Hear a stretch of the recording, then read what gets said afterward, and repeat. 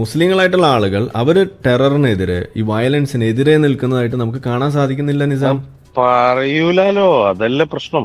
അതന്നെയല്ലേ പ്രശ്നം, അതല്ലേ നമ്മളും പറയണത്. അപ്പോൾ നമ്മൾ അത് പ്രശ്നം മുസ്ലിങ്ങൾക്ക് തോന്നണം ഈ പറയുന്ന വിഷയം നമുക്ക് എന്തോ കുഴപ്പമുണ്ടെന്ന്. അതെങ്ങനെ തോന്നുക?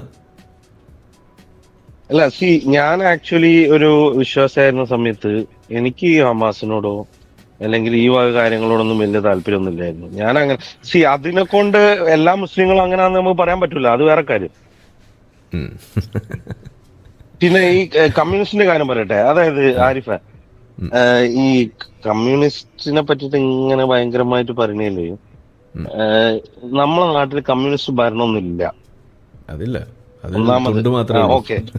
അല്ല, കഴമ്പൊക്കെ അപ്പൊ പോയി. നമ്മള് അപ്പൊ നമ്മളെ ഞാനൊരു ഒരു അനുഭവിയാണ് കേട്ടോ.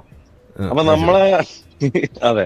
അപ്പൊ അനുഭവം എന്ന് പറയുമ്പോ ഞാൻ ഇപ്പൊ ആരിഫ് പറഞ്ഞ മാതിരി ഞാൻ അതിനെ എക്കണോമിക്കലി ഞാൻ അതിനെ അംഗീകരിക്കണമൊന്നുമില്ല.